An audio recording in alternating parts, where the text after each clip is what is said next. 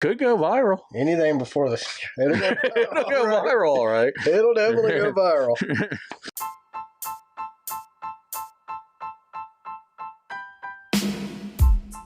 Race car spelled backwards is still race car. This is the Race Car Spelled Backwards podcast. Hey, what's going on, everybody? My name is Brad, and with me, as always, is Jamie, and this is the Race Car Spelled Backwards podcast.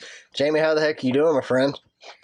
Worse than last week. You're not amazingly amazing. Was I amazingly amazing last week? Last week, you were unamazingly amazing. I've been overworked today for Monday. Overworked on a Monday. Overworked.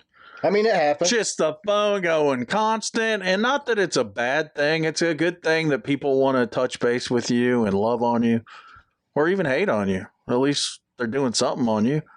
Yeah, I mean, at least you're working, right? You're not unemployed. I don't work for Amazon. They seem to be laying off people like crazy. I'm getting a little worried that my packages will arrive late. Are they really laying off? I read another 9,000. They just laid off 18. Dude, I've been on a news break since last Monday. After we got done recording this show last Monday, I went on a news break. I'm not reading the news. I figure if something massive happens, I'll hear about it on Twitter, because I'm still on Twitter, you know. Well, I read the Wall Street Journal. No, I'm not reading anything. Daily Wire, WSB, Fox. No. I got to know how to act and react based on certain things. So what's stock? I'm talking about, well, I guess you need to know the news for that too, huh? So layoffs are generally good for a stock. So, it might be a good idea if you had Amazon last week when they announced the layoffs goes off. Remember our former employer? That's why they had so like every quarter they would do a layoff so the stock would bump so the CEO could dump his stock for millions. But he just made, 10,000 people unemployed. So I don't think he was worried about his employees, though. I didn't realize that unemployment would make the stock go up, but I guess that's more capital. Yeah, you get rid of that overhead. So there's more money to play with. Yeah, you're not paying, benefits, health insurance, workman's comp. Well, it makes sense. I mean, I never thought of it. So, but being on a news break, I didn't know about it anyway. And I'm glad to be on a news break. It's been very refreshing. Technically, I was taking a break until Friday, but I forgot to look at the news Friday. And then Saturday got here, and I was like, it's the weekend. I don't need news anyway. So I skipped it on Saturday. Sunday, we were at the racetrack all day. And I as well have been busy today. Have you noticed with streaming services, it's pretty easy to ignore the news if you want to? Yeah, that's true. I never thought about that. I don't watch, But like I said, the majority of my news comes from Reddit, the Daily Wire, YouTube videos, Twitter, YouTube. I don't know if that's stuff you can trust, but you can't trust major media either. So I guess I'm not watching major media. I would do local news. So, I'll watch the local news. That's more negative at where we live than the national news. Yeah, but that's the only mainstream media I use is the local news. So, other than that, I'm Daily Wire. I get a lot of my news from my national news, I guess, comes from Daily Wire. Twitter. Like I said, even though I'm on a news break, I'm still getting news off of Twitter. Now, I get the Christian Science Monitor. I'm not true about I don't know if they're religious. I don't know their religious beliefs, but they still practice what you would call old school journalism, where they don't try to inflect their bias. They try to report the facts and the facts only. So unlike us, they do let the facts get in the way of a good story. Yeah, they need like 2 or 3 people to verify that things are happening. Where we don't even. Well, we just make things up sometimes. It's honestly better that way, in my opinion. I mean, if you're listening, hey, we've been right a few times when we made things up. Yeah, that's what I mean. It's weird. If you're listening to this show and maybe we have the gift of ESPN. I think if you're coming to us for your news, you got problems. We're not newsworthy. Don't let the facts get in the way of it. We met Pat Patterson last Thursday out at Tavern From Sirius 74. XM. What is it? Racing with Pat? What's his show? I don't know what his show's called. It's on Saturdays from 7 to 11, though. Or is it Pat's NASCAR? Well, he's the racing guy. I know he's the racing guy. I think that might be the name of his show. Nice guy. Yeah, so we were hanging out with him, though, and that's one of the things I said was we don't let the facts get in the way of a good story when we were talking about our podcast with him. So, and he agreed with us. He thought that was cool. So, wasn't it cool they were piping his broadcast instead of the network's podcast through the stadium while we were watching the race yesterday?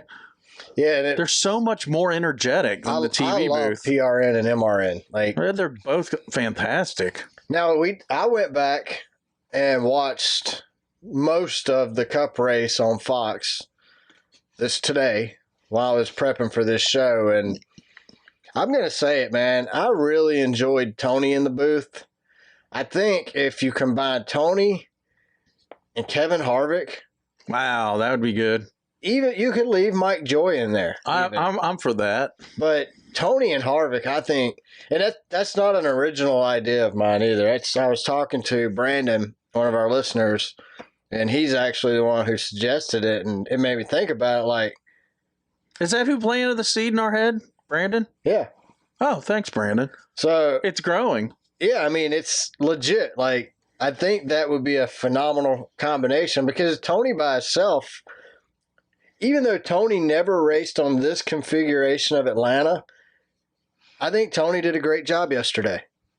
And I don't have any complaints. I mean, I was fast forwarding. I did not watch stages 1 and 2 again on TV. Boy, they were 1 and 2 were horrible. Yeah, so I skipped those today during my show prep, but I did watch the final stage, and I thought Tony did a great job. I think Tony would make a great addition to the booth. He's going to be there. He's overloaded, though. He's got his NASCAR teams, and he's now got his drag racing team. His wife is a driver on the drag race team, and she's attractive. What's that got to do with it? What are you going to choose? Oh, I mean, yeah. I'm going to pick my attractive You're going to pick your wife? Yeah. I think my wife's attractive, so yeah, I'm going to go with her. If I had to pick her over racing, can you combine the two? Well, he did. He combined the two. Yeah, so... Well, I didn't go hunt a woman that was into racing.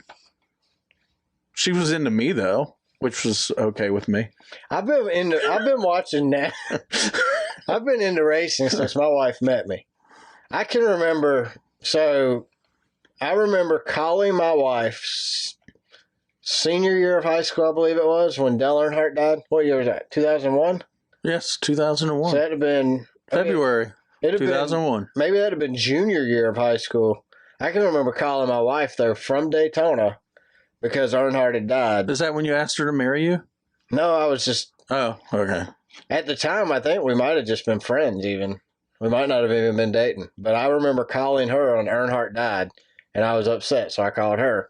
But, so, to my point, though, she's known I was into NASCAR since then. I mean, we kind of planned our wedding around the Bristol night race. Back then, it was in August, so we got married at the beginning of August, so we'd have enough time to go on our honeymoon, return from our honeymoon, and then I could leave the following Wednesday to go to Bristol for the weekend for the Bristol night race, the Sharpie 500. So right after you got married, you went to Bristol? Yes. Wow. I missed my brother-in-law's wedding because I was at Bristol one year. Well, I mean, that's not your wedding. That's okay. To be fair, to anybody who thinks that I'm wrong for that, to be fair for me, I told them that was the only weekend I could not make it to their wedding. Maybe they didn't want you there. No, I caught crap from them for a while after that, but I didn't really care, to be honest with you, because if you marriage only lasted 2 years anyway, so why they're not? still married. Oh, okay. Yeah, so I get to visit them every Christmas and stuff, holidays or whatever. I see them. My brother-in-law's in our NASCAR fantasy league. Hey, I met, of course, Brad met him when he was born. My cousin? The #1 plumber in Fayette County. You met the #1 plumber in Fayette County, so when crap Danny happens, Carden. When crap happens, call Danny. Well, that was Stuart you met. Oh. Danny's son? Yeah. Danny's retired. Danny done fix the poo. Danny don't plunge no more. But yeah, we went out to Tavern 74 last Thursday. Pat Patterson and the Pit Road Pickers were playing. His band. So we showed up. We watched them play for a couple hours, hung out. I met Stuart. He met my cousin Stuart. The best plumber. Now remember, you got to get this straight. He works for Danny Carden Plumbing. He owns Danny Carden. He is. Stuart owns Danny Carden Plumbing. So when the poo sticks, he gets the stick. To unstick. Yeah, the poo stick. He comes in there and... Uh-huh. This guy, he probably has tons of those cool little snakes you run in the drains. I don't know. I'd love to. You imagine like calling a plumber out to fix your pipes or something, and he shows up with a stick, a legit hickory stick. Well, I got it. Can't say I haven't broken up something to go down the toilet with a stick. Or like a hickory. It won't hickory. It's a piece of pine tree. So yeah, we went out to Tavern 74. Kelly and her staff took care of us, took care of everybody. Had a great time. Like I said, it was a great bar. Yeah, nice place. Great music. I'm gonna take John up there and drop him off and let him play music on that stage. I think Kelly'd probably hook it up. Well, we didn't have any alcoholic beverages. They could probably hook up John with some Coca-Cola. Oh, we got a picture of Coca-Cola. What do you say? That's some damn good Coca-Cola. That was some damn good Coca-Cola. So, yeah, we had a great time. Thanks to everybody out at the I'm going to bring my wife there. Are you? Yeah, Jody's going to go. We'll get John to play that night. Yeah. I can come out and support John and his singing abilities. I've heard him play. I haven't heard him sing yet. Oh, that reminds me. I'm supposed to sing for Josh Teasley. Yeah, what are you going to sing? We discussed this earlier. I mean, I chose Happy Birthday because everybody knows the lyrics to Happy Birthday.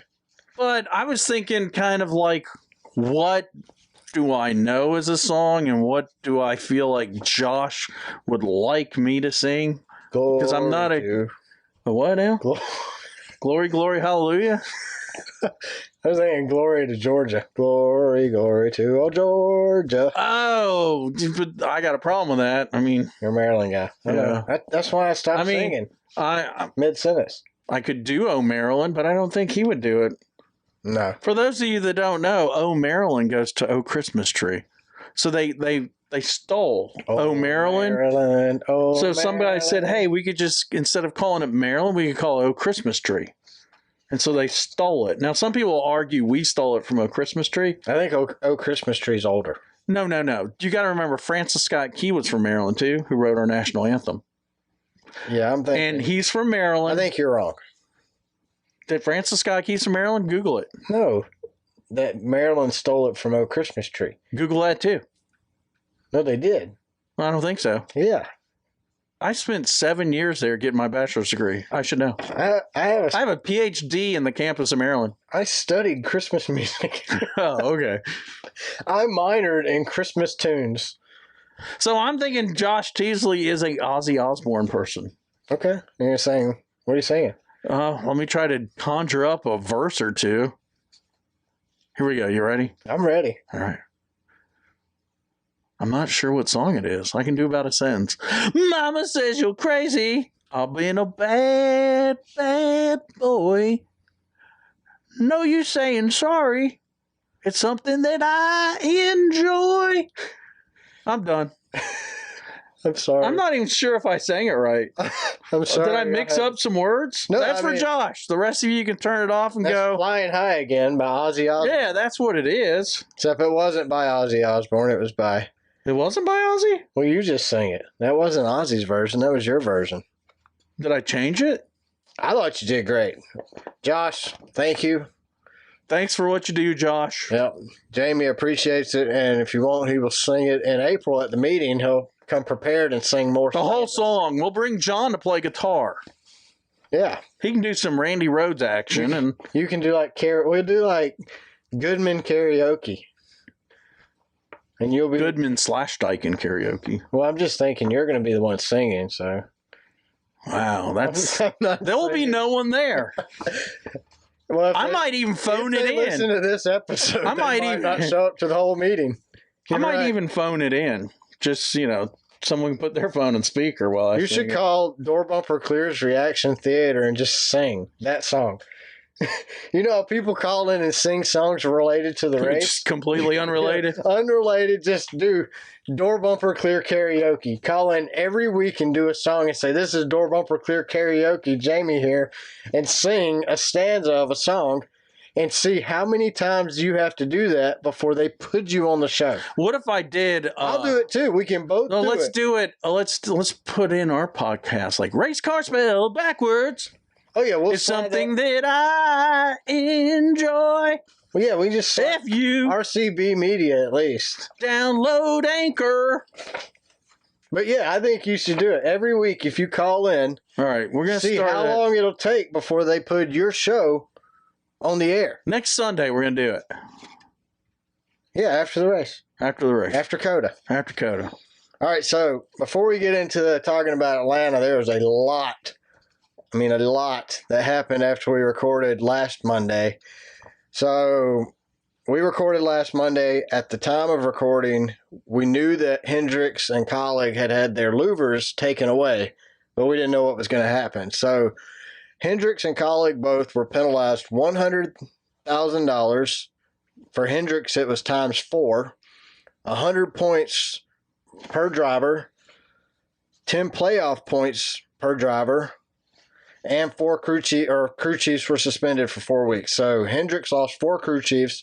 Colleague lost 1. Colleague only lost 100 points and 10 playoff points, but Hendricks lost 400. They didn't use anything on their second car, just one car.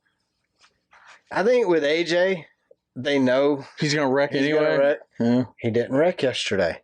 Wow. Just realized that. He's turned a new leaf. Maybe he wasn't even in the race because he didn't even hear his name said. So No. he could win at COTA, but I think he'll wreck. So anyway, they had all these penalties handed out. The 9 car will lose 10 playoff points on the owner's side. Barry's not eligible for points, so he doesn't lose any playoff points. Chase won't lose any points because he's not racing right now. Bowman dropped from first in the points to 23rd. He's now 20th after Atlanta. William Byron dropped from 4th in the points to 29th. He moved up to 28th after Atlanta. Larson was 5th going into Atlanta and is still 5th. I mean, it's 32nd now. He's still 5th. He's 32nd now and still 32nd after Atlanta. And Haley was negative 40 points and 49th and is now negative 25 points and in 50th. That sucks, dude. Wow. That sucks bad. He's behind cars that don't even show up to every race.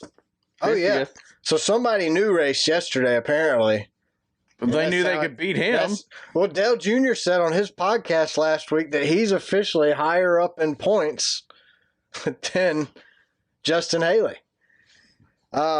This is the biggest fine for one team in NASCAR history at $400,000 to Hendricks. Hendricks will appeal this based on the fact that they say there was a lack of communication with NASCAR. That's a shocker. And that the parts are not being manufactured to the specs that are provided by NASCAR. So NASCAR says these single source parts have to come from the factory. You can't touch them. And they have to meet these specs here. Don't you think those louvers, they look plastic, are formed on a mold? I mean, how can the mold not be right? That's what I'm wondering. Like, how do these things get off?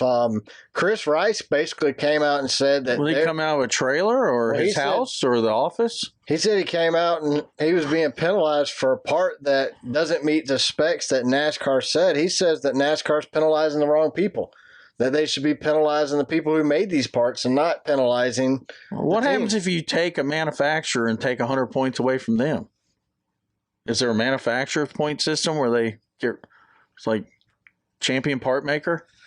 So last week on the show, I was kind of basically supporting Hendricks on this one. If all the teams had the same problem.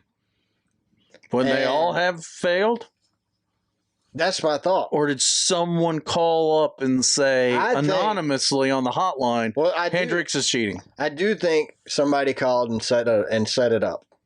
But I think that Hendrick's probably went in and tampered with these parts to make them fit their car. There's no aero advantage here. There's no, I mean, they took these louvers away and gave them stock louvers last weekend, and they dominated. I know, they kind of sucked at Atlanta. Hendricks did.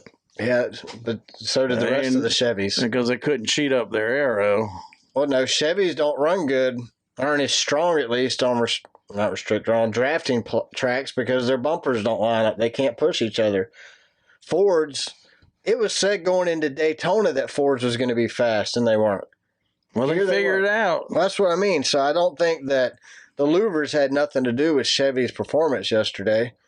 I think Hendricks and Colleague will appeal this. I mean, they are going to the appeals boards, but I think they'll win. And I think Hendricks and Colleague will still take a hit. I think it'll be a monetary only hit. I think they get all their points back. You think? I think they get their points back and they take a monetary hit. I wouldn't be surprised to see them leave it at $100,000 and just make them pay that and give them their points back. Can Rick sell enough cars to cover that? Yeah, I don't think. You think? I don't think $100,000 is hurting Rick. We got a Rick Hendrick around here. Yeah, I have a story about that. I went to buy a car from Rick Hendrick one time, and it was... They just do a NASCAR surcharge so he can keep his team running? Dude, it sucked. It was a bad experience. So we ended up getting up and leaving, and that was the day I bought my first Ford. Wow. I left Rick Hendrick's Chevrolet. It was so bad you bought a Ford? I went across the street to the Ford dealership. Was that when you got the F-250? No, I got the Explorer. I bought my wife an Explorer that day. And then I got the F-250 next, a couple years later. But that was when I started with... I had such a good experience with Ford buying that Explorer that when we went to buy a truck, it never crossed our mind to buy anything but an F-250, a Ford vehicle. Now, obviously, now we have a Suburban from Chevrolet, but it's been enough time has passed since that experience at Rick Hendrick's where I was able to move on. I didn't buy this Chevy from Rick Hendrick's. I bought it from Beaver Toyota. Beaver Toyota. Like a little kid. Okay. He said Beaver. He said Beaver. And Cooter's Mazda was across the street. So Chris Rice is saying that he shouldn't have been penalized either. What do you think? Where do you stand on this penalty for Hendricks and Colleague? I mean, if they can prove that it was shipped to him that way. NASCAR's already admitted there's inconsistencies, though, on shipping. Well, as a governing body, NASCAR's already proved it. As a government body of NASCAR, being NASCAR, can we trust NASCAR? Obviously, NASCAR's not the favorite. That was proven again this weekend. And people. Well, at least they didn't throw a flag with 2 to go. No, I'm just saying that, we'll get to it here in a minute, the whole Josh Williams thing, but that's where you got to realize NASCAR is the villain, and fans like somebody who stands up to the villain and becomes a hero like Josh Williams did on Saturday. So, I mean, Mullet Man? Can we trust NASCAR? Yeah, we can trust them, but here's the thing. NASCAR said, here's this part. Yes, this part is inconsistent. Do not touch this part. So how do we know they touched it? Chad Canal said it. Chad Canal came out and said, we made this part fit. It didn't fit. We made it fit. We touched it, is what he's saying. I mean, if an alarm is going to go off, if you touch so that's how they figured out the alarm's going to go off regardless if there's a bug on the glass case. So they found out. No, they found out because they beat it with a mallet to make it fit. And now they're in trouble for it. I mean, I don't know exactly what they did, but yeah, basically, they made it fit, and now they're in trouble. What I'm saying, if the rules are black and white, which with NASCAR we know they're not, they're written in invisible ink and gray. Well, we all know Hendrick's the favorite. Child. Yeah, the favorite of the bunch. Yeah, well, I'm a Hendricks fan too, so I'm gonna obviously want Hendricks not to have a 100-point penalty. I think that's. For somebody like Colleague, that's season ending. So I don't like the penalty that was given. I mean, you saw what it did. If you know the part does not fit, if you know the part's not made right, So, Chad, A level 1 penalty would have been acceptable. I saw an interview on YouTube with Chad Canals.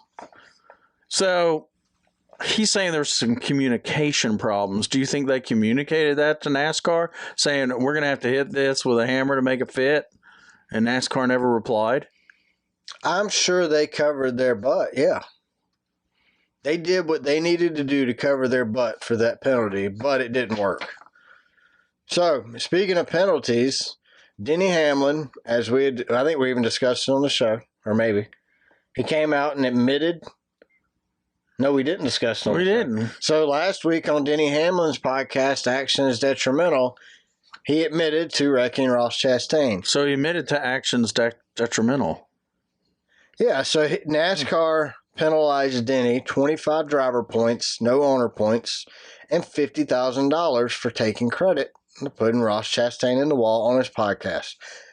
I think that Denny should go on his podcast today. I haven't listened to it today. I did see it was out, but I didn't listen because I wanted to record this. I'll probably listen on the way home tonight. I think Denny should go on his podcast and say he was just kidding. He didn't wreck Ross intentionally, because if NASCAR can fine Denny and penalize him for admitting to it on his podcast, and they're going to take his word on his podcast, then when he goes on there today and says he's just kidding, he didn't do it on purpose, they have to take his word and drop it 100%. Hey, Denny, we believe you. Here you go. Here's your points back. Don't worry about paying your fine. You can just pay Josh's fine. It's all good. I don't think Denny will recall it. I think he's going to stick to his story. I do too. Which means he's got a great podcast. I like Denny. I don't think NASCAR should. I didn't like him till we met him last year in May. Other drivers are saying that he should have kept his mouth shut. But it happens every race. So he just pointed out the obvious. Yeah, right? So he's really opened up a can of worms within the NASCAR community, because this disrespect, I mean, they said it. So he's going to be rewarded for lying. So I think he needs to stick to his guns. Yeah, I do too. Why lie? There's no reason to lie. I think he will stick to his guns too. I don't see him changing his story. I don't think NASCAR. He didn't just run him into the wall. He bumped him for like a whole lap. I think if Denny gets out of the car at Phoenix and says, yes, I did that intentionally. I meant to put Ross Chastain in the wall. On pit road, he says it. Or at the racetrack, period, he says that at Phoenix. Hit him with a penalty. I mean, when what do you want? He says it on his own podcast? No, I don't. NASCAR wants to grow this sport. NASCAR wants rivalries. NASCAR wants personality. You can't penalize people for having that. Do you want Denny to say, yes, I did it? Or do you want Ross Chastain, like he said all last year, I didn't even see him? I want Denny to keep being Denny. Yeah. I want Ross to keep being Ross. I don't want a truce. I want Ross. I think there's going to be a truce now. If what happened after the race in Phoenix. Well, they said there was a truce. Denny said him and Ross have made up and they're no longer mad at each other and they've come to a truce. But I just don't think NASCAR should penalize him for something he said later in the week on a podcast. Because that's just... It's off the track. Yeah, it's off the track and it's outside of NASCAR's little box. I mean, it's outside of their purview. If he's on Stacking Pennies with Corey LaJoy or another NASCAR on show that like Sirius XM Radio, if he's on there, okay, NASCAR owns that. You own it. Yeah, NASCAR's part of it, but I don't think that for Actions Detrimental is Denny's. It's supposed to be a place where he can grow. Why is NASCAR even listening to his podcast? He's growing the sport for NASCAR. NASCAR should be thanking Denny Hamlin and Ross Chastain just as for what they're doing to help grow the sport. They should also congratulate Josh Williams. Look, help grow the sport. He wasn't going to win that race. He wasn't going to win it with his car repaired, but what did he do? He got some exposure for his sponsors. But back to the Denny thing, Denny wouldn't even, when they interviewed Denny pre-race or pre-qualifying, he wouldn't even talk. He's like, yeah, I've got my Hendrick shingles vaccination. Yeah, I went and you should really go get vaccinated, Bob, for shingles. that's all he would say pre-race because that was weird and out of context.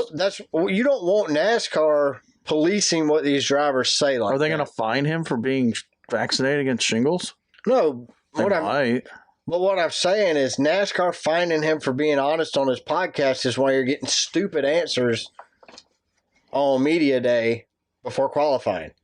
He's scared. These drivers can't be scared to be honest and open. The problem I have is this is why you have them turn the label of their Coca-Cola, turn sideways.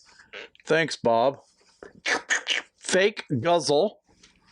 And then hold it up just perfectly right. Hey, they don't even say they're with Coca-Cola or Gatorade or Monster.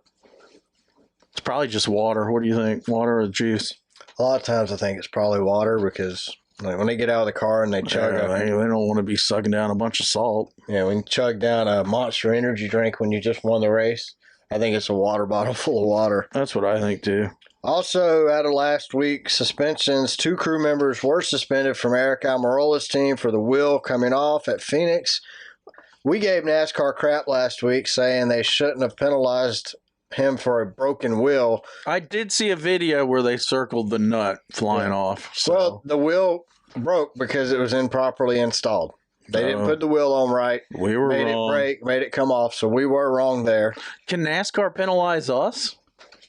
I guess they couldn't give us a press pass again. They could 100% penalize us. But they don't own us, though. No, that's fact. Also, they could if they paid enough. On last week's show, we discussed the Oscars and Phoenix, which one had more viewers. So Phoenix had 3.4 million viewers last week, and the Oscars had 18 million. Oh, wow. They destroyed the Oscars. But for the first time. Or the Oscars destroyed them. For the first time, we're following back up from last week. Yeah. So we were wrong twice. Wrong.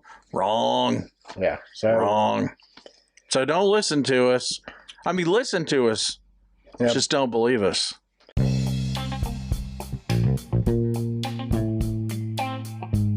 All right, so don't forget, sometimes crap, it does happen. And sometimes you need a plumber to fix it.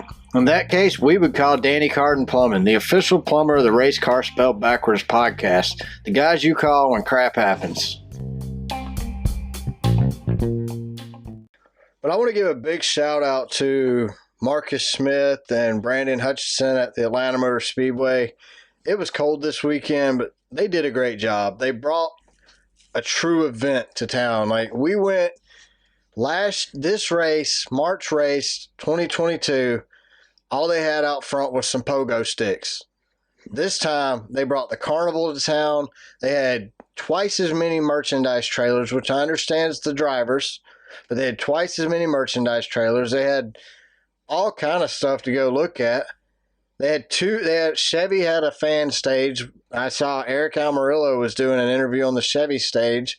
On the Atlanta Motor Speedway fan stage, like 10 minutes later, Josh Berry was there.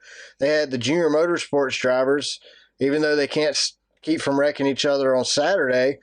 Sunday morning, they were signing autographs at the trailer. So the fan zone was packed with food, concessions, souvenirs, you name it. The fan zone was rocking this year. It might have been cold, but Atlanta brought the heat and put on a heck of a show before the race even started. So I just wanted to give a shout out to Brandon, Marcus, your whole team. Phenomenal job. I had a great time. It was cold. Hey, we were entertaining customers. Yeah. And cold. There were multiple times I had to call the track because I had questions. No problems. No, they just thought, I'll take. They didn't even tell me how to do it on their app or their phone. They said, I will take care of it. So, yeah, I mean, just great job. Amazing. And we've been critical of Atlanta Motor Speedway before. Yeah, I have no problem telling you when I have a problem with NASCAR or SMI. And the weather was, I had cold. 4 layers in my winter jacket on, and I was still cold. It was Daytona 2022, 24 hours cold. Yeah, it was nasty. The high yesterday, I think, was like 41, and windy. Man, that wind was brutal. But if we're willing to criticize you, we ought to be willing to give you compliments. And I'm telling you, in the worst case scenario, the only thing worse would have been rain. They pulled it through, man. Oh yeah, I had a great time. Great event. I'll definitely go back in July because Atlanta. I mean, they give you your money's worth before the race started, so that was cool. We had Pamela Parmalat milk rapper singer guy. Parmalee. They're a country band. I did look them up when I got home. So they're a country band. I'd never heard of them, but Parmalee was there. I stopped at the grocery store on the way home to verify Parmalat is a milk. Well, Parmalee is a band. Well, they did a good job. I was impressed. We went down and watched 3 or 4 songs they played. I only watched one. It was freaking cold. Well, the stage kind of helped block the wind, so we stood down there for a little while. And like Jamie said, we had customers with us, so we were entertaining them. It's all about making sure they had a good time. So hey, customers had a great time. Everybody had a great time. Yeah, good times. Talking about Atlanta, how about a shout out to Kristen Eckes? He did not wreck in the crash fest of a truck race on Saturday at Atlanta, but Christian actually won the race. So congratulations to him and his team. Is he, like 12 years old? I think he's 19 or 20. 19? At the most 20. Congratulations also to West Georgia's own Austin Hill getting his 3rd win of the season. He's a big boy. That's his 3rd win this season, 2nd win in a row at Atlanta.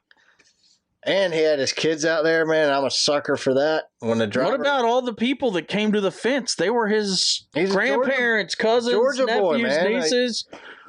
It's so cool because he's a Georgia boy. His sponsors were from Georgia. I mean, it was just cool. But we'll talk about it here in a minute. But his daughter was having a blast, dude. Yeah. She was high-fiving people. It was cool to see, man. Like, I've never really had an opinion on Austin Hill because I think he don't really have a lot to say, but he's still coming into his own. You know, he's still building that personality. I'm a fan. Oh, yeah. He won me over Saturday. Yep, I'm a fan. Bring your kids out there. I'm in. You got me. You won. I'm a fan. Had his wife, his baby son, and his daughter. They were. It was cool, man. Loving life, man. Enjoying it. They need to get a camera in the car when they put the kid in the car with them. Yeah, they do. Just so you can see it. I mean, if anything, at least they can give it to Austin and he can have that as a memory of him and his daughter riding around the track. But speaking of the truck race and the Xfinity race, in my opinion, I don't think these guys should be allowed to race at Atlanta. Like, they're way too long. There's way too much crashing, way too many cautions. I mean, Junior Motorsports yet again wrecks each other. Buried and pushed off. You would think at some point Allgaier tore up. Junior's going to have to sit them down and say, hey, look, this is 4 weeks in a row. I still think you put them in a boxing ring, let them fight it out. Yeah. That's going to be the only way to overcome this. Also, as we spoke earlier, Josh Williams, like, I've wanted to see that for a long time. Like, Kyle Busch kind of did it when he parked his car at the entry to the garage that year and just left it and said it wouldn't turn, so he just left it there. And I mean, he flew some deuces with his hand. Who? Josh? Yeah. Yeah. So Josh gets into one of the many crashes from Saturday in the Xfinity race. It's cold. They put Bear Bond on the car. Bear Bond, cold weather do not go together. The tape did not stick to the car. It flew off. The NASCAR tower comes over and says, how many other times have we seen cars drop parts that were already in a wreck and they don't do squat? Well, there's one that comes to mind. Chase Elliott at the Roval last year. Bumper falling off. Yeah, it was flapping around. NASCAR let him ride till it fell off, then caused a caution. Do we work with that guy? It's inconsistency. So Josh Williams, we work with him. He's got the same hairdo. Is that the same guy? The Mullet King? No, Josh Williams now the Mullet King. That's not our coworker? No. But I'm going to look at our coworker because that closer. Stuff was flying off the car, NASCAR told Josh to get off the track. He had to park it. They said it was unsafe for him to be driving that car during the race. Did you know that was a rule? I didn't. No, because I've never read the rule book. But we watch enough races. I have no problem with NASCAR's decision to park him. NASCAR should have parked Carson Hocevar in the truck race for the same dang thing. Carson he caused 2 or 3 cautions. I think if you cause 2, you're out. But it needs to be consistent over and over and over. You can't just do it. Make an example. Let's just make an example out of Josh Williams. So what's Josh do? He stops his car on the start-finish line, gives the double birds, walks across the track or across the infield, and goes to the garage. Josh said NASCAR told him the car was not safe to drive anymore, so he just parked and got out. He didn't want to keep throwing keep debris on the parts. track. Just stop at the start-finish line. But this, like drop a deuce. Walk in. I loved it, man. I was laughing. I'm sorry. Josh became a folk hero Saturday. I mean, he did exactly what we've all wanted somebody to do forever. So I'm good with what he did. I think it was funny. I think NASCAR is going to be pissed off. I guarantee you NASCAR chewed He's gonna have his butt. He's gonna have negative points Tuesday. They chewed on his butt so hard, I guarantee you he walked sideways when he left the trailer. Well, they showed him. You can see it on YouTube. He leaves the trailer. He's crying. Denny Hamlin says he'll pay the fine. Denny tweeted out, "I'll pay the fine." Heck, Door Bumper Clear has Josh on the show this morning or today. While they're recording awesome. Today, he's going to be on their show. Look. Fans were trying to start a GoFundMe to pay for his fine. I'd give him $10. Josh just made himself relevant. Is what he did. NASCAR might hate it, but now he's a meme. This is what I'm saying by NASCAR being the enemy. I think for the first time in 75 years of NASCAR's history, the fans take the driver's side over the NASCAR side. I don't think there's ever been a divide, actually. And I think there is now. There is a divide now. Now you've got NASCAR drivers. Fans are going to support the drivers over NASCAR. You ever watch the Rock and Walking Tall? Yeah. So basically NASCAR's the corrupt sheriff. Yeah. I mean, that's the way I see it.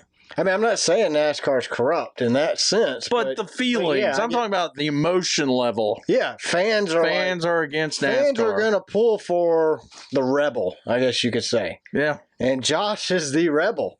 What Josh did, I mean, I thought it was great. I couldn't believe it, honestly. I mean, all his sponsors, everybody had to love that because he got everybody exposure. I mean, everybody is talking about it at the track yesterday. And we're still talking about it on Monday. This happened Saturday evening. Hey, he had our competitor. Cool Air? I'm not going to say the manufacturer was also on the car. Smaller. Maybe we need to figure out how to do that. Maybe we should hire him to do it again.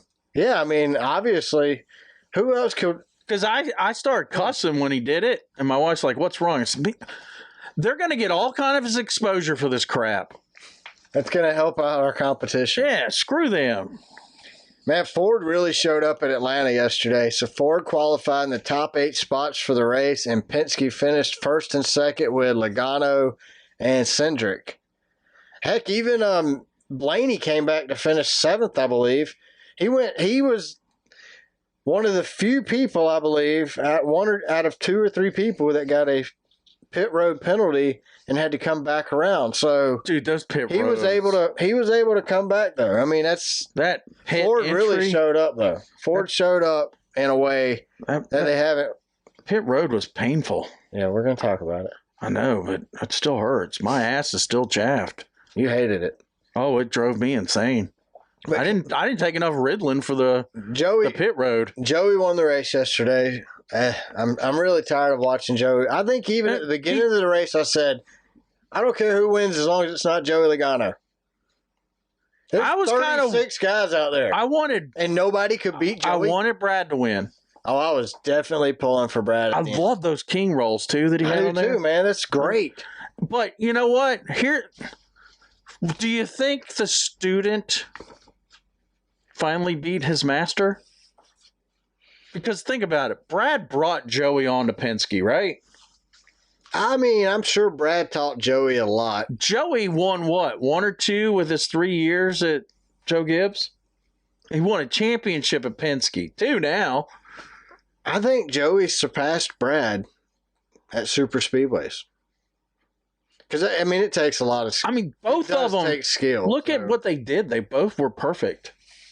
Yeah. Joey just had a better car. Well, he was a little smarter. Joey He could steal the arrow from the competitors. Joey dominated yesterday. Brad dominated for a little bit. But Joey led 140 laps of 260. I mean, they're the two that made it interesting. Be honest with you. Brad led 47. Harvick doing his little flippy. Flippity flip flip. Yeah, a little flippity flip. His okey dokey. His little, you didn't touch me, but I wrecked. So Atlanta had 5 cautions for a total of 34 laps. 3 of those cautions were wrecks and 2 were stage breaks. There was 13 different leaders. Joey led 140 of 260 laps for the win. So more than 50%. Congratulations, Joey.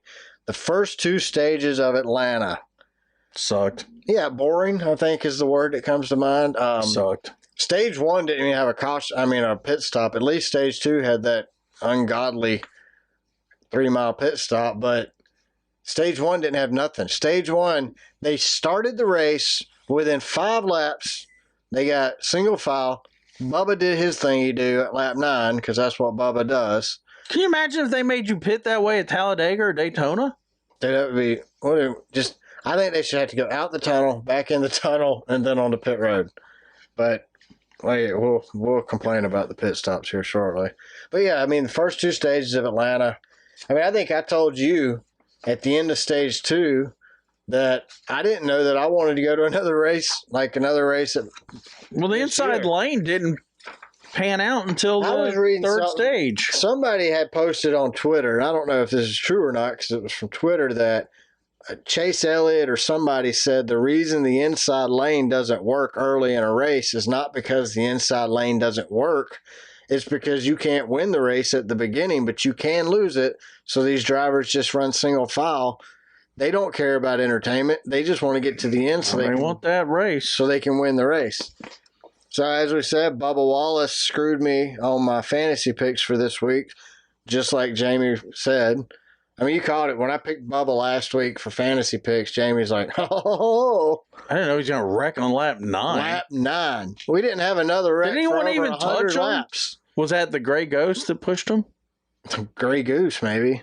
Maybe he had too much Gray Goose the night before. Dude, I mean, as soon as he spun out, I was like, dang it. I knew I shouldn't have picked him. So, Bubba, maybe I cursed you by picking you. For that, I apologize. I won't pick you again. Don't worry.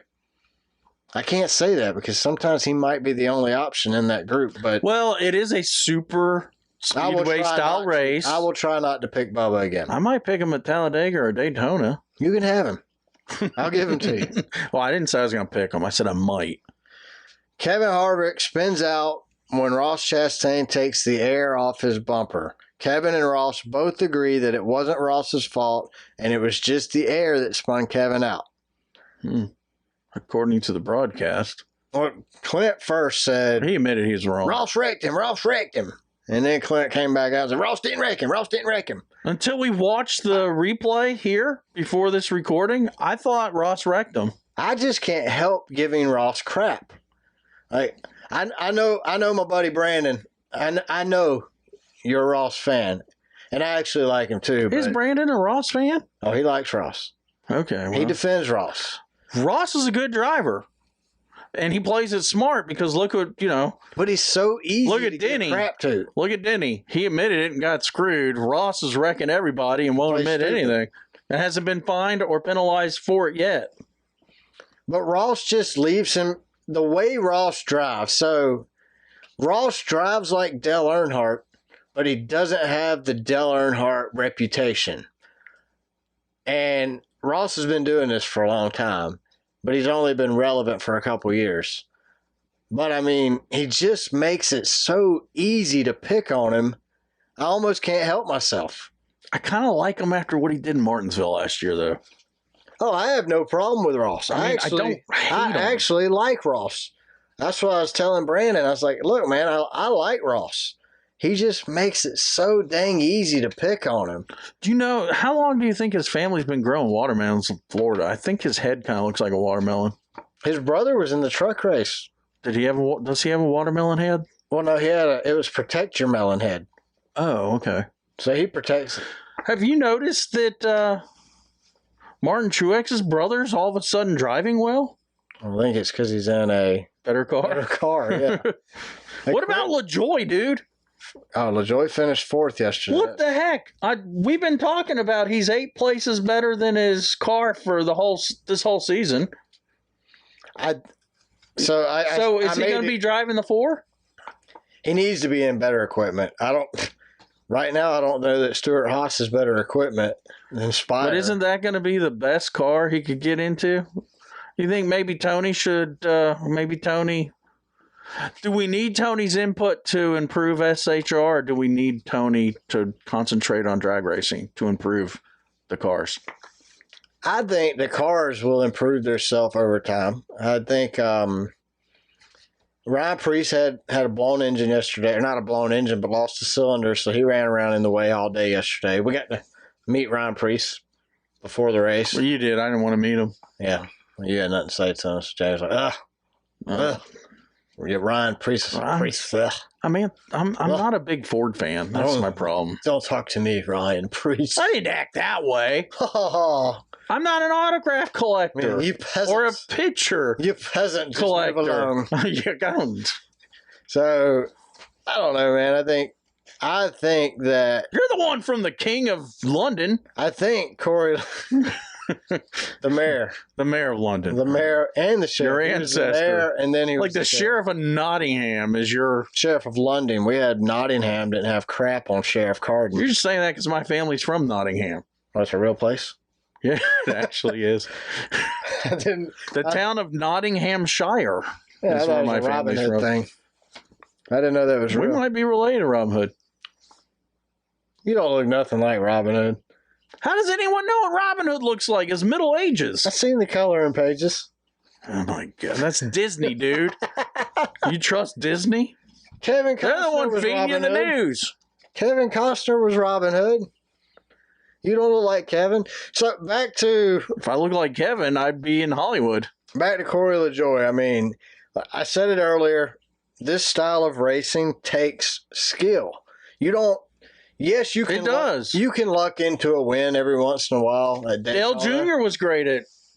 I think it takes more skill to run good on a 1.5-mile super speedway than a 2.5-mile super speedway.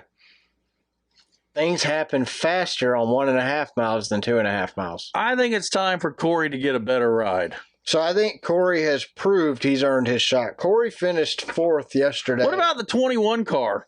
Ty Dillon finished. Sucks. No, I don't want to see him go there. Ty Dillon finished 23rd. Is that where talent goes to lose their talent?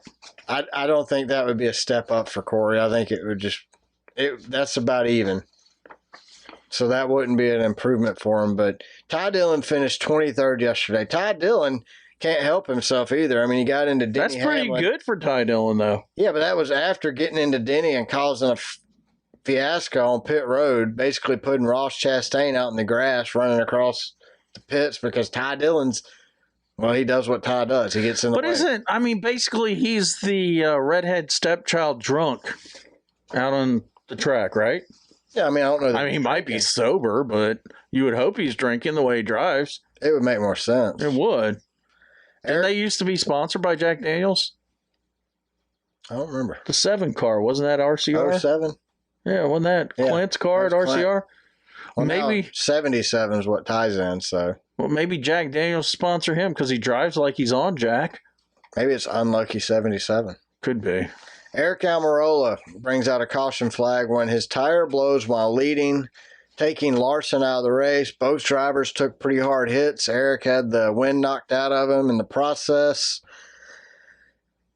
You think Eric's regretting the decision not to retire at the end of last season? I've never thought much of him, to be honest with you.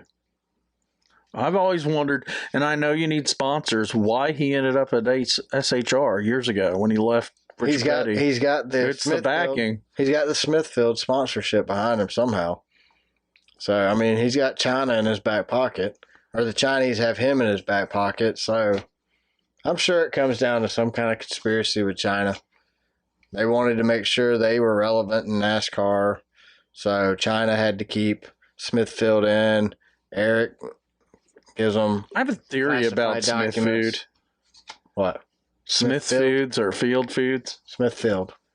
I think maybe that might be the way they introduced COVID through the food pipeline. I'm not saying Smithfield was involved. Eric Almirillo brought COVID to America. Well, no, not him specifically, not even Smithfield Foods. But since we're offshoring all of, someone told me, I'm not going to say the brand, but some of our major brands are now made in China. I believe it. Like most of your clothes are made in China. What if our soap was made in China and now we're bathing in COVID? COVID soap? Yeah. What if our Tide is made there? We're washing our clothes in COVID. But I looked at it's not Tide because I use Tide. It says Made in USA on it. In Cincinnati is my guess. Don't they have a factory over there here in Georgia too, I think? I do not have a clue. I'm going to say yes. I agree with you. Right down yonder. Down, yeah, in the holler. 3 hollers over from this one. We got a lot of cool things made in Georgia. Oh, yeah, we do. Coca-Cola. I mean, that is the coolest. And I think we're going to take over that little town of Amarichicola in Tennessee. Yeah. Where they make Little Debbie's. We're going to move it back to Atlanta. We're not going to move them. We're going to take over that county where Little Debbie's are made. It'll identify as a Georgia county? Yeah, in Tennessee. I'm good with that. Yeah. So, we kind of talked about Brad and Joey earlier, but in person, stage 2 was phenomenal. But also, watching Joey... Stage 2 or 3? 3. Stage 3, my bad. I was going to say, 2 kind of 1 and 2 sucked. Stage 3 was phenomenal. Really just the last 60 laps. Maybe they should just run a 60-lapper here. Well, then we wouldn't have to pit and watch them go 45 miles an hour. NASCAR and better 100. I'm sorry, but I think the pit speed was a safety issue. You got cars doing 180 miles an hour, and you're starting in turn 3, before turn 3, and doing 45 miles an hour. What happens if there's a wreck in 3 and 4? That's what I don't understand how it's any safer coming in at the beginning of turn 3 versus the beginning of turn 4. How is it? Makes no sense. They've got to slow down regardless. I mean, now going into turn 2, you knew who was pitting because they got on the bottom of turn 2 and started slowing down on the back straightaway. Maybe because they're holding the wheel straight, it's easier to pass slower cars. Well, maybe they should have it 100 miles an hour when you dip in just before turn 3, halfway in the backstretch. Well, that would mean and then drop it again in the car. And drop it again. Well, I think they can do that. It's just a screen. We have all the technology in the world in these cars, and we can't put miles per hour in the cars. I don't know why we can't. To be stupid. That's why. But we score them off their little computer on the roof. Everything on TV is miles per hour. It's not RPMs. It's not 5 red lights, or he's going 4 red lights down pit road. You know, if they don't, it's miles per hour. Use friggin' miles per hour. If they put it on the new dang digital dashboard, give them a green red light. That's what they do now. Green red light. But I want a miles per hour light. I mean, a miles per hour number. So yeah, then they enter pit road in turn 3, going 120, and by the time they hit pit road in turn 4. They got to be doing 45. Yeah. 45 seemed a little whatever they were. Was it 55 or 45? I think it's 55. Well, at the speed they were doing with the cars going around 3 and 4. It looked stupid. It looked like they were pedaling a bicycle car. Yeah, you get past twice pulling into pit road. I mean, it just looks stupid. That's all. I understand it's for safety. I don't quite understand. I don't think that was safe. You have 36 of the best drivers on this track. They should be able to pit without wrecking. If you want to put the minor league teams in the Xfinity and Truck Series on the stupid pit stop, go for it. But it didn't help them. They still wrecked their butts off. Well, make the Truck Series do it while they're sucking on a baby bottle pop. Yeah, the Truck Series, they don't know how to drive. They could use it. But the Cup guys are supposed to be the best in the world. They are the best in the world, and we're treating them like... penalizing them Punk asses. At the sake of entertainment, the entertaining value when you do that stupid. I don't know what it looked like on TV. I would imagine TV can just not show it and make it interesting. But, well, it's Fox, but that's all I'm going to say about it. Yeah, Fox can't make anything interesting. But in person, it looked. I even heard the announcers over on PRN come over and say that it looked stupid. They said, we don't think it'll be here in the summer race. Yeah, they think that was their prediction. And I hope so. I hope so. For NASCAR, or for the fans' sake, I hope so. Like, I debated this with some guys on Twitter over the weekend, and I just don't agree with it. I understand everybody has the same rules, but I even said they should throw a competition caution with 40 to go so everybody can pit. We don't have to watch these idiots run around trying to pit. Did you notice I commented and then jumped out and did something else? Did you? Yeah. It happens. It's that ADD. Well, I'm like a Twitter terrorist. Keyboard warrior? Yeah. I'm a keyboard warrior. Mike Joy. I'm the guy, Mike Joy. I called him an idiot on last week's. I don't think Mike Joy's an idiot per se. I just think he was being. I think he's a very intelligent man, but I think he's just. I think he enjoys. I think I called him an old idiot. I do think he's old. Doesn't that make him a keyboard warrior though when he's poking at him? I think so. Yeah, it does. He's just doing. He's a broadcast warrior. He enjoys the interaction, so he's going to stir the pot. Well, he does a good job at it. He's a pot licker. Pot licker. Pot stirrer. So, anyway, Eric Jones, did you see the video? I think you did show. That was a video game, like. He on the last lap going into turn. I showed my son this morning. I was like, you got to check this out. He's a badass, dude. Going into turn one, he just goes up the middle. He gained like 10 plus spots running up the middle. You can find his onboard camera on YouTube. Watch it. It's really really amazing. Cool. It's on the NASCAR YouTube page. You need to go watch it. It's not as good as what happened at Martinsville last year in the fall race, but it's close. I mean, it's amazing. So overall, in my opinion, I thought Atlanta was a good race. I do think 1 out of 10. Where are you gonna put it? We can give it a 7. I'm 1 down. I'm 6. Those first 2 stages just hurt. I would rather watch 2 boring stages in person than 2 boring stages on TV. The only thing positive I can say about stage 1 and 2 actually, is when I had a really good cookie at the race. Oh, man. I thought the barbecue was good. So I'm not going to complain. The food was great. Man, good food. I mean, great time. Marcus, congratulations. Yeah, we like Atlanta Motor Speedway again. Atlanta was a success, Mark. Yes. Yeah, I mean, Marcus and his team, like we said before, did a great job. So, and I was very needy this race since we were entertaining customers. So on the Jeff Gluck poll, after 15,000 votes, as the time of recording this show, 53% voted yes so far, 48 no. I don't see that changing drastically after 15,000 votes. So has he changed the way I used to vote, and then he changed it and I quit? Yeah, he went back. Oh, so I can go vote again? You can vote. It's only 1 click, not 2. All right, I'm a one clicker. I've heard a lot of people on XM radio and seen a lot of people on Twitter since the end of the race saying they missed the old style Atlanta. I live 8 miles from the track. I stopped going to old Atlanta because it was boring. I live 30 miles from the track. Same thing. Boring. Before stage races, after lap 25, the whole field was almost a whole lap down. I mean, we've seen winners win there and be like one of 6 cars on the lead lap. Even with the stages, Atlanta would get so drawn out. The cars weren't even close enough to each other to race each other. I mean, we've had some exciting finishes at Atlanta. At least yesterday, it wasn't an exciting finish. It was an exciting last 100 laps, basically. That's worth your $1. Oh, no doubt. I got my money's worth 100% at the racetrack yesterday. But for people to say they missed the old Atlanta, I just want to go, what the hell are you talking about? So how far back? Sucked. How far back do you have to go to name a great race? I'm going to say Harvick just beating out Gordon right after, a couple races after Dale Earnhardt died. That's a finish. That's the last one. But that's a great finish. We've seen That wasn't the only last great finish we had. We had Harvick and Gordon. Gordon's been in a few of the close pass or like the tight finishes there, close finishes at Atlanta.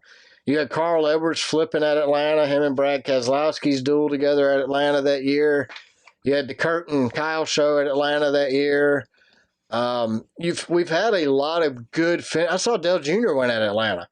We've had a lot of good finishes at Atlanta, but I saw Senior win at Atlanta. Yeah, I saw Richard Petty retire from Atlanta. I saw Jeff Gordon make his first start at Atlanta. I mean, a lot of good things have happened at Atlanta, but ever since they added the dog leg, it became a cookie-cutter racetrack. And in the previous generation car, it was way better as a paperclip. Yes, and a But lot of people are going to disagree, but I think it's better now than it was 3 years ago. But the beauty is it's just been paved. It's going to change. Yeah, but it'll still be better. I don't think we'll ever... Well, I'm not criticizing. It's going to change year to year. Last March was awesome. Last July, the cars got a little strung out. Yesterday, they never... From first to last, they were in one pack. There was only one pack, well, two, because you had the BJ McLeod pack with the Cody Ware guys. You had that pack. Yeah, Bubba by himself. Bubba was back there with BJ most of the time. Getting a little BJ. After first stage 2, he wasn't, but in stage 3, Bubba was back there with him. So, yeah. But overall, I like the new Atlanta the best. This is my favorite configuration. I agree. I think this just brings more excitement for longer. Well, I can't wait for it to age and it changes because I don't think it's going to be the same year to year. I don't either. And I think that's going to make it exciting. And then eventually we'll have to repave it and we'll start the whole cycle over. So I'm okay with that. Because it gives you something to look forward to. I haven't mentioned this yet, but when we were becoming Cannonball Run champions, what roads were the worst? Those states that were hot and those states that are cold. Potholes everywhere. Hot and cold. Did you listen to any of Dale Jr. stuff last week? No.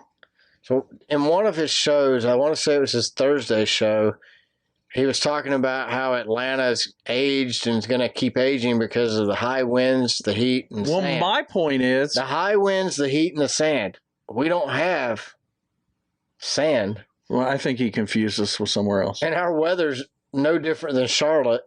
I don't know. Well, not being from Charlotte. My point is, this morning it was 20-something degrees, right? Yeah. We get 2 weeks ago, it was 90 degrees. Friday's going to be 82. Uh-huh. Here. That track is going to age quick. Hot and cold, baby. Hot and cold. Oh, definitely. That's why we're in the air conditioning business. There's no sand on it, though. There's no sand. I don't know where he got the sand from. Well, next weekend we're in COTA. What are you expecting out of COTA? We got a new rules package going into the weekend as well. Kind of go along with that short. I'm going to predict that it's going to suck. You know, I want to be wrong. I really want to be wrong. It's probably a pretty good prediction on your part. I want you to be wrong too, but I think one thing I will say I'm looking forward to is the personalities, because you got a lot of F1 drivers, you've got Indy drivers, you've got IMSA drivers, you've got Cup drivers. Who won last year, Ross? Ross Chastain. So we got a character that might win again. You have with the other characters. Rodney Sandstorm. Well, that's where the sand came from. Rodney Sandstorm. Rodney's racing this weekend in the number 9 car. That's going to be cool, man. Kyle Busch is going to run the 51 this weekend in the Truck Series. I think it's going to be. I think it's going to be a good race. Personally, I think it'll be exciting for about 3 minutes, and then it's going to get strung out. But there's also no stage break cautions. That could go 2 ways. A stage break bunches the cars back up, but it ruins strategy. Now there's no cautions, so there's nothing to bunch them back up. This could be a very long, drawn-out, a very short, long, drawn-out race, as in the cars are going to be spread out over 3.5 miles, but it's going to be over as fast as it starts. So it could be, I think you're probably right. I think it's going to be a boring race. I hope we're both wrong. I hope they're driving like they're driving an SRX race, beating and banging. It could happen, man. It really could. That's what I'm hoping for. All right, Jamie. We're not going to COTA. We won't be in Austin, Texas this weekend. But if we were, where would we not want to stay at? I'm telling you, this is going to pop into one of our top 5 reviews. But I'm not going to read it first. Okay. I might read it last. What do you think? Yeah, read it last. Really? Yeah. I think you save that one. The one you think is going to be a top 5er. Oh, it's a top 5er. You save it for last. It's a story of coming of age. Because you want everybody watching and listening to a young hang in there. Yeah, and I'm just going to tease it a little bit. A young country girl going to the big city comes of age in Austin, Texas. And we reported it first here on Race Car Backwards. Yeah, and if you want to come of age, there's no better place than where she stays. But first, I'm going to review the Austin Suites Hotel. That sounds nice. It sounds sketch, doesn't it? Anytime they put Suites in their name, it's usually a red flag for me. Well, and this place the title is Drug Infested. Ooh, yeah. And it's a no-name review. But they gave it a 1 out of 5. Nobody wanted their name on it. But they say the only reason I chose this place was because it was affordable. That's your first mistake, man. Yep. Don't do that. We've been there. We know what that buys you. What did we find while we were in a slap nasty, drug-infested... Which one? The Beach Nasty Inn. The Beach Crack Inn. We went out to eat and found a better restaurant for $10 more. The problem was they didn't refund us any money for being nasty. But sometimes... Even the Motel 6 we stayed in because it was affordable. It was nasty. And we think someone was living in it just before we got there. Oh, definitely. I know they was because I saw their feet print in front of the toilet. There's no doubt. But they say they would rather save money by staying at the park and buying a tent next time. So the lady at the front was so disrespectful. It's evident she didn't know much English. I don't know. People could say, I don't know much English, Brad. I don't know much English either. I'm always getting corrected by my kids, my wife. Strangers will tell me that's improper English. Well, we've gotten tweets on it. And I was born here where we speak English. So I don't know English. I don't go by... Maybe everybody else doesn't know English, but we do. I don't take it as a put down when they say they don't understand English. Nah, I don't either. I don't even care. Yeah. Because I don't understand what you're saying. But the lady at the front desk acts like she doesn't understand me. She was even on the phone speaking different tongues. Isn't that a religious thing, speaking in tongues? I've never heard it put that way. Well, I mean, I guess I have, but I would have probably went with different languages. But cool, different tongues. But yes, you're right. Speaking in tongues. I don't think that's what this lady was. I don't go to a tongue-speaking church, but no, some people might. That might be a good thing. Don't they consider a good thing at those churches where they speak in tongues? Don't go to one, don't know. Oh, I was kind of hoping you did. I'm Baptist as well, sir. Find one and I'll visit. I want to see the tongue speaking. My grandparents up in New York, their church, I believe it's Presbyterian. Do they speak in tongues? But they do, yeah. Oh. I feel like we witnessed it one time with... I mean, if you've ever listened to the show before, you'll know my memory sucks. But I'll have to ask my wife and get back to you on the next episode. I store all my good memories in my wife's brain. So oh, that's good. Well, I have to ask her about that. But I think maybe that her grandparents' church was Presbyterian. I know they were Presbyterian, but I feel like at one time we were there and somebody was doing the tongue thing, speaking. Okay. Well, she says during my stay, cops were in and out. Plenty of people asked me to buy drugs and food stamps. Do they go hand in hand?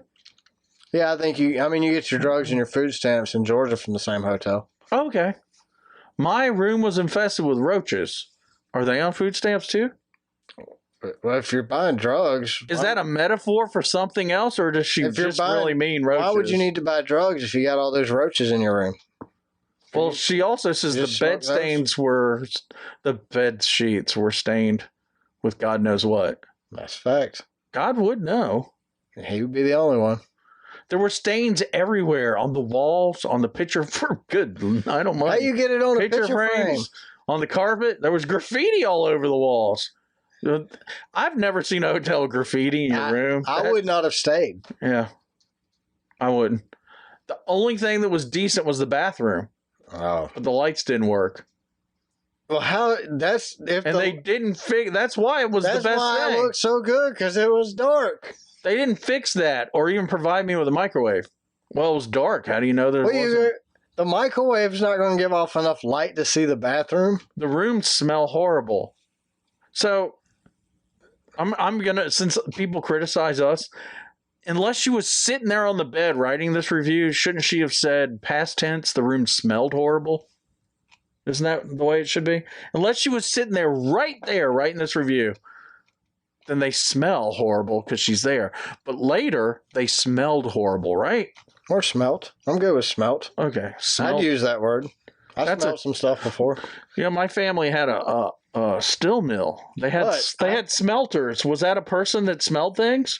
Yeah. I thought it had to do with melting the iron ore to create steel. My grandmother used to tell us to make Was she a smelter? We used to have to wrench our hands off. Wrench them off? Wrench your hands off before you go. That'd make you... wrench your hands off before you eat. That'd make you special needs, wouldn't it? No hands that you wrenched off? But anyway, they smelt horrible.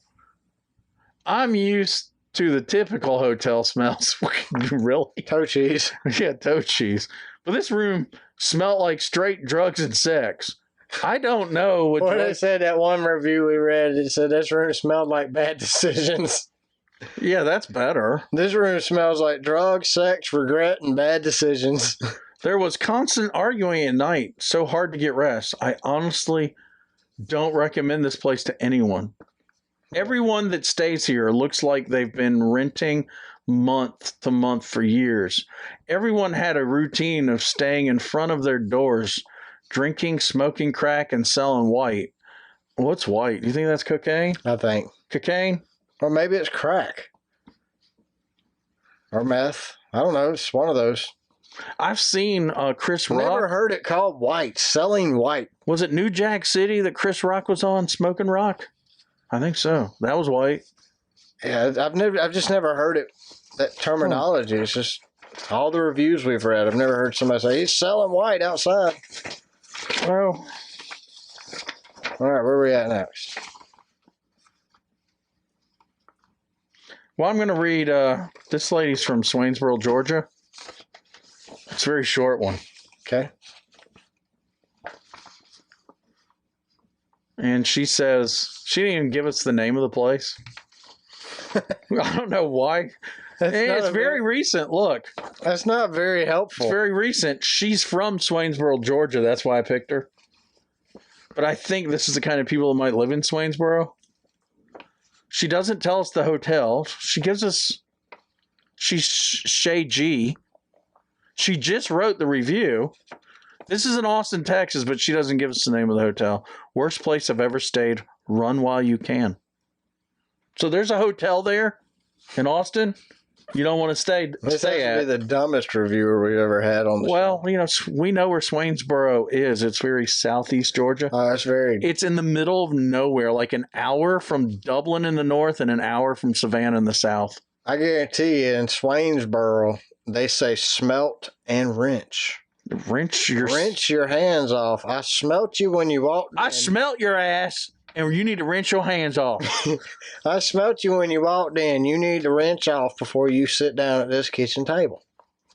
Period. But because we had a top 5, I kind of lazed out, and I saw she was local. And where I live, we make fun of people in Swainsboro. Because you go to Statesboro to go to the biggest party university in the university system of Georgia. Mm-hmm. Georgia Southern. Nobody in Swainsboro goes to Georgia College or Georgia Southern. Georgia Southern. I believe it. They're lucky if they get out of elementary school. Well, I think you graduate from high school in the 8th grade in Swainsboro. But she stayed at the worst place ever. And you better run while you can. I'm surprised she got that many words out. But now we're going to go. I'm saying this is a top 5. Might even be a top 3 review. All right. It's the Budget Palace Inn. The Budget Palace. The name alone is don't go. The budget. It sounds like. How's a palace a budget unless it's run down? The dollar store of strip clubs. Yeah, The Budget Palace. Yeah, I mean, just the name right there is a no. Oh yeah. It's just a no. If I was a trucker, I wouldn't stay at the Budget Palace. Now, if it was a Chinese restaurant and it was the Chinese Palace Inn, you might want to go if you wanted Chinese. Wasn't there a place in Georgia called the Crystal Palace back in the 80s? Yeah, it was a strip club. Was it? That's before. I'm guessing. That's before my time. I thought it was just a club, but that was before my time. I think I've said on prior episodes, I've been to a strip club once, and the girls were ugly, and I went home. It's one of them bring your gas cap, get in free type of places. Yeah. So they have a square. My strip pole. Club experience when the pole is a 4x4. When it's an old broom handle, you got a problem. The broom's still on the top of it.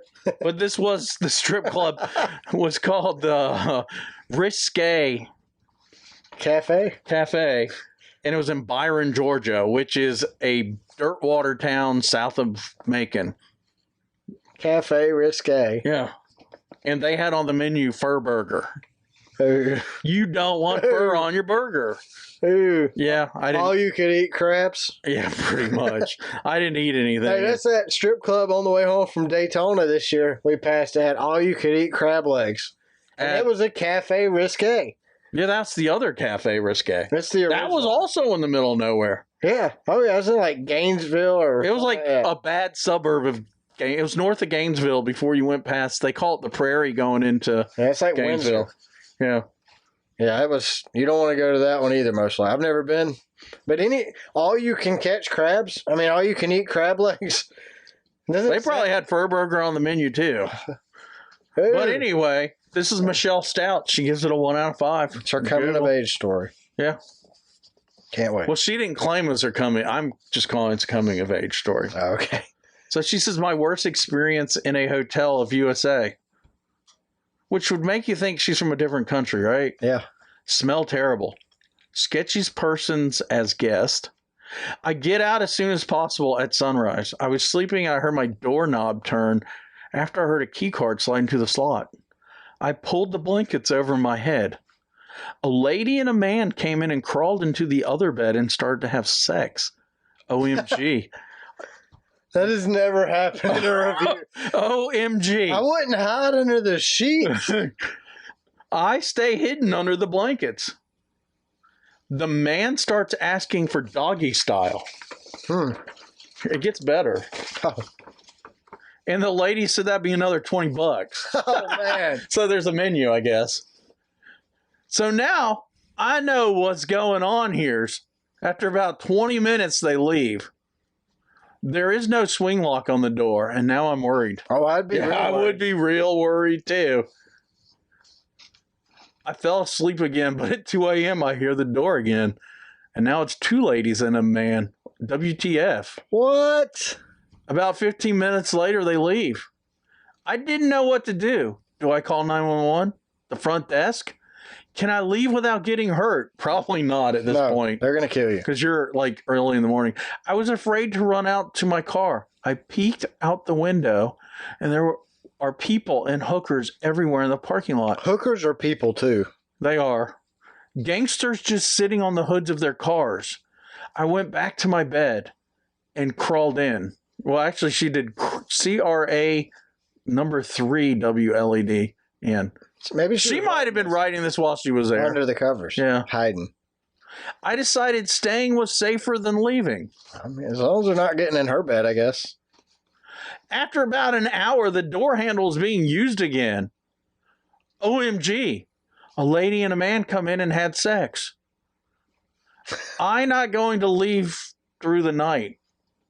I think she's writing this live. Yeah. I think it's the same hooker coming and going out of my room. This is the 3rd time. I'm a poor white girl from Tribune, Kansas, that has never traveled out of Kansas until this trip. They finish having sex.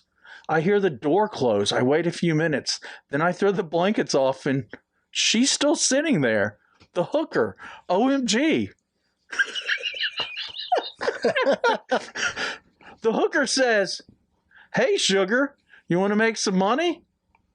I ask her, "You knew I was here?" "Yes, sugar." I got the master key. It's cheaper than using it. It's cheaper using occupied rooms. I checked you out and knew a country girl like you weren't going to call no popo. Ooh. She said, sugar, with those butter buns, some John would pay an arm and a leg to spread them young buns open.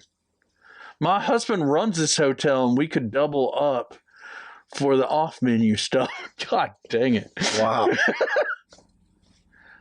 At the moment, I realized they knew I was in the room the whole time, and they didn't care. I harvest wheat, motherfucker. I drive fucking combines bigger than this fucking hotel. This crack whore bitch ain't shit. I stood up in my pajamas and grabbed the lamp and smashed it on this bitch's head. Then I proceeded to stomp her STD face. Man, they made Karen mad. Well, no. What was her name? Michelle. Okay, Michelle. I don't think you can call her a Karen. You got to hear the rest. Right. I screamed, you think you can take advantage of this country-ass white girl, bitch? I picked up the TV and smashed it on her head. Whoa. I flipped the bed over on her ass. Someone called the police. Once it was all sorted out, the bitch and her husband were arrested. She was charged with breaking and entering, and he was charged with aiding and abetting. I'm not afraid anymore. I'm fucking Wonder Woman. I'm a 23-year-old country girl badass. My boyfriend better look out.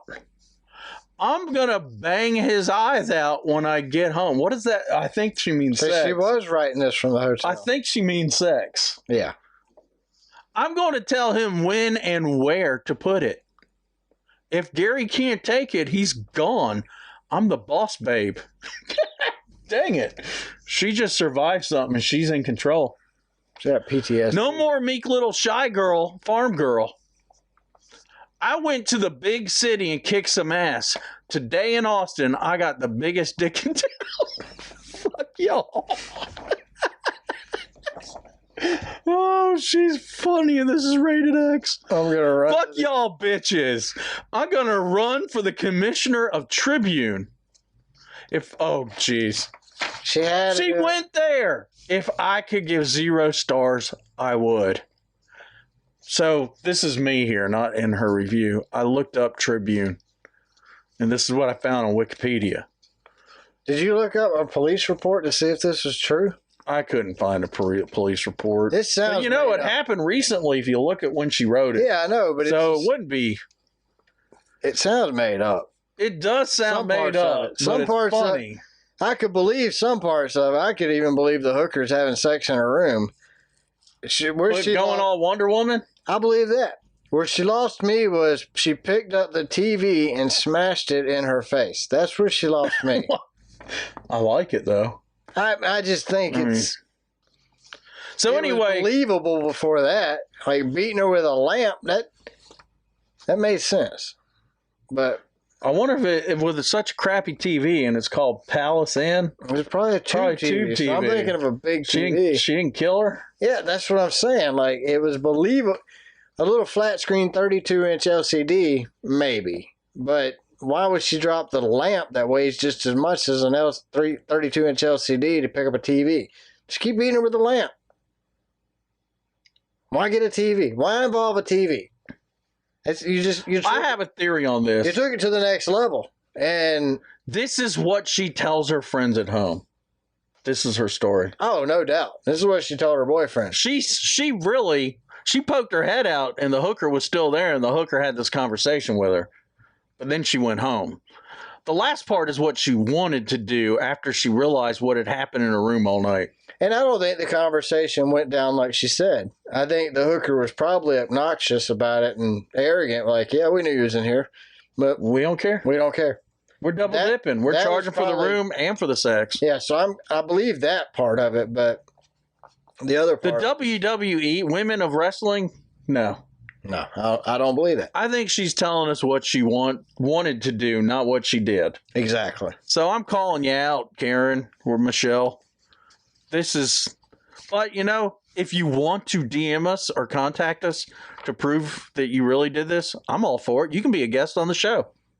I mean, I'm disappointed in Michelle. She needs she fell in the 0-star trap at the very end. And that solidified the story being made up. I mean, she's Wonder Woman.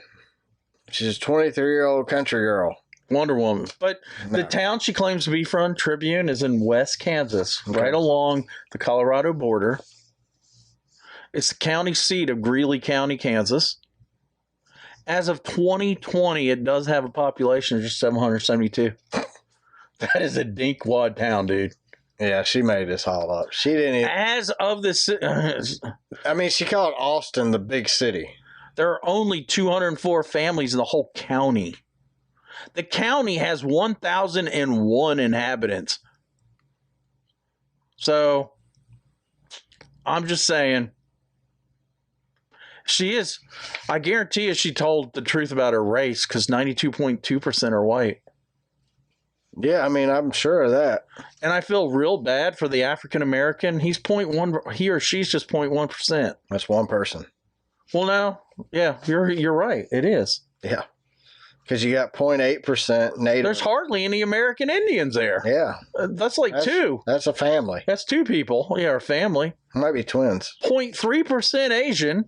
Ooh, what is a 0.3? That's probably still one. Two people. It's a married couple that own the gas station is my bet. Not being racist, folks. I'm just saying. And only one's Asian? Yeah. Yeah. It's a mixed couple. I'm good with that. Yeah. 5.5. From other races. That's just people being cute. And 1.1 if two or more. What's other races? Aliens? I mean, you got Asian, African American, Native American, and white. If you're Martian, that's a race, right?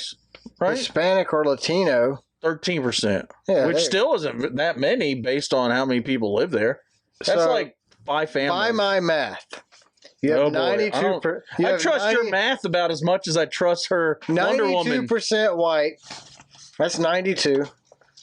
You have 13% Asian or Latino. That would be what? 100 and what? No, 5? Not 100. 704. 13 plus 92 is what?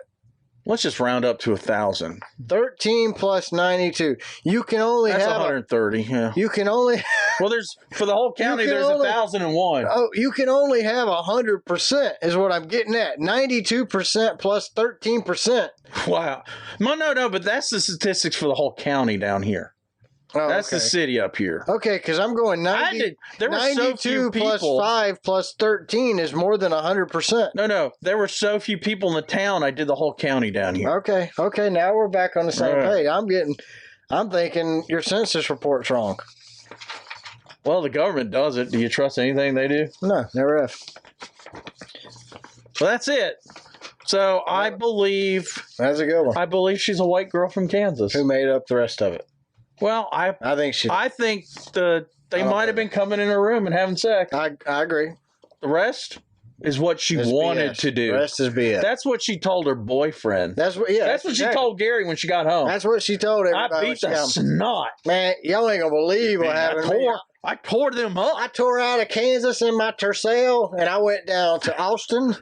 And I was in the big city of Austin. Big, sinful city. Sinful city. All by myself in this big city of Austin, Texas. And this prostitute came in and had sex right next to me. This white country girl from Tribune, Kansas, had never seen anything. This prostitute, she was just banging them out. 1, 2, 3. 1, 2, 3. I jumped out of that bed and I just beat tar out of her. Beat the snot out of her. I beat her so bad.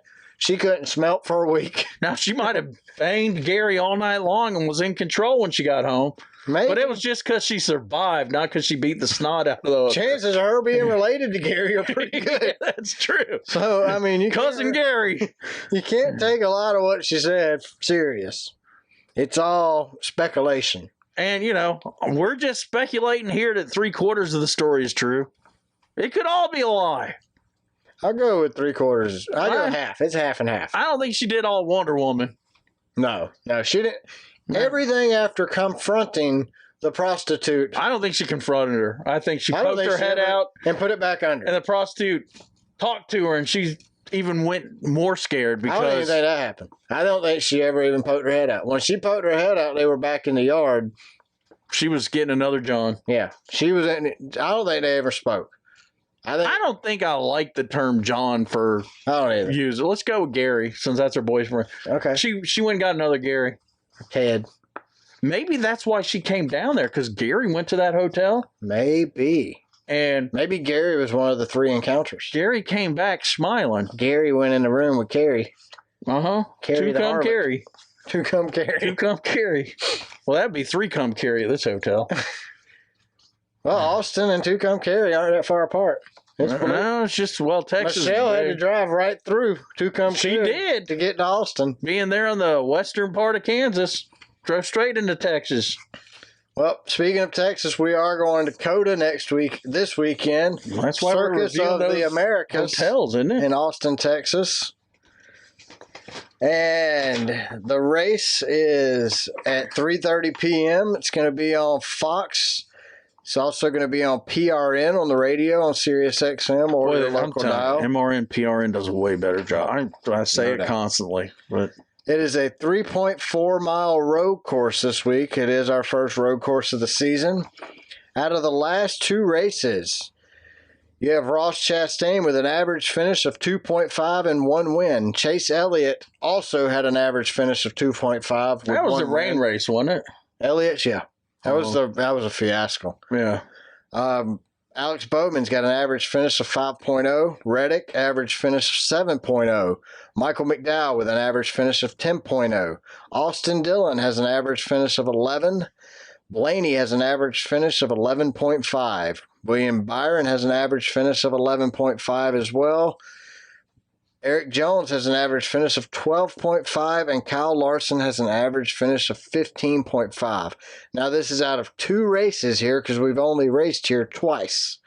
Last year's top 10 at COTA, the first and only next-gen race here, you had Chastain won it, Bowman second, Bell third, Elliott fourth, Reddick fifth, Blaney was 6th, Martin Truex Jr. was 7th, Austin Cindric was 8th, Eric Jones was 9th, and Austin Dillon finished 10th. Well, Brad, what are our standings now? So last week in our show, Race Car Backwards Fantasy League we've got going, I had William Byron, Bubba Wallace, and Denny Hamlin. William Byron finished 32nd, Bubba Wallace finished 27th, and Hamlin 6th. For a total of 65 points. Remember, the way we do it here on our show, the lower number you can get, the better. So, Jamie, you had Ryan Blaney for 7 points, Joey Logano for 1 point, and Daniel Soros for 29 points. So, you had a total of 37 points. I had a total of 65 points. You won last season, giving you the overall lead now. You have 248 overall points, and I have 262 overall points. So you are leading, but I get to pick first this week. So who you going to pick? I'm going to go with, Kyle Busch. Dang it. Okay. Ross Chastain. Mm-hmm.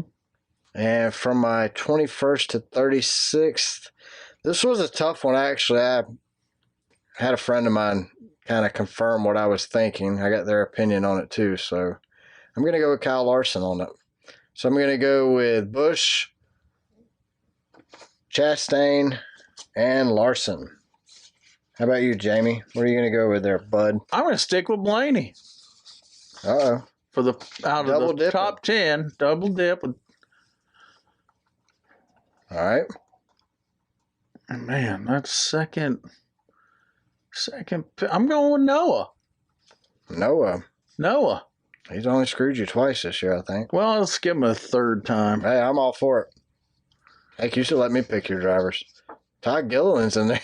You sure you don't want to go I'm going with Harvick. You sure you want to go with Harvick? Yeah, I'm going with Harvick. You don't want to go with Chris Buescher or Harrison Burton? Nope. Harrison Burton, yeah. I'm not saying I'll never pick I don't think Harrisonburg, Harvick's a bad pick. Harvick runs good on road courses. especially when he's chasing. Blaney's definitely a good pick. Yeah, So you've got Blaney. Gregson, Elliott won't be running, so Harvick won't be trying to wreck him. Yeah, Elliott's not running. That's why I didn't put him in our stats lineup. So you've got Blaney, Noah, and Harvick. I've got Kyle Busch, Ross Chastain, and Larson. Should be a good week or a good race. Hopefully, I take the lead back. We'll see. That's all I got this week. You got anything else? Well, that's it. All right. Well, thanks to everyone who listens, watches the show. We did record this one for YouTube, so we have video of this show for YouTube. We'll be on there. Make sure you check us out on YouTube. Follow us on Twitter. We're at Car Backwards. Go to our YouTube channel, subscribe. Check out our other videos, the Conspiracy Juice Bar. We're going to do the Gray Ghost this week, so make sure you check out that. Last week was Project Bluebeam. Make sure you give that one a watch if you haven't yet. Check us out on Spotify. Rate us there. Subscribe to the show on Apple Podcasts. Leave us a review. Listen to us on iHeartRadio or Apple or Google or Amazon or any of the other ones you want to listen to. You pick what you want. We allow you to pick how you listen to us. We don't tell you how to listen to us. Because we believe in freedom. Freedom, baby. Freedom. America! 1776, we are the champs. Except for Korea and Vietnam. Hey, we're two-time World War champions. Do you know if we didn't if we did not defeat Germany, this wouldn't be there. Yeah, we would have lost. Porsche would not exist if we didn't defeat Germany. If we wouldn't have defeated Germany, we would not be two-time World War champions. That's also true. We'd be one-time World War We'd champions. probably be speaking German. Probably. Send us a DM or email us, racecarbackwardspod@gmail.com. We'll read and answer any questions you have on the show, and I might respond to the email. Make sure you check out our website. It's racecarbackwards.com. From there, you can check out our store. We have new merch in there with the Arkansas Septic Tank of the South stickers, and our Race Car Backwards Mafia stickers are now up. So I don't think they'll sell well in Arkansas. I doubt it. Arkansas, unless you're a septic cleaner. Maybe they'll sell really well because a septic cleaner will buy them all up. No, maybe that'll be his new business, the Septic Tank of the South. They probably don't have any sewer systems in even their biggest town, so you need the septic guy. Yeah, so other than that, that's all I got this week. Y'all have a great week, and we will catch you next week. Bye. Bye, y'all.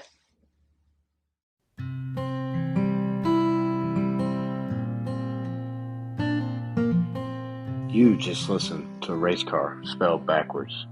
For that, we thank you.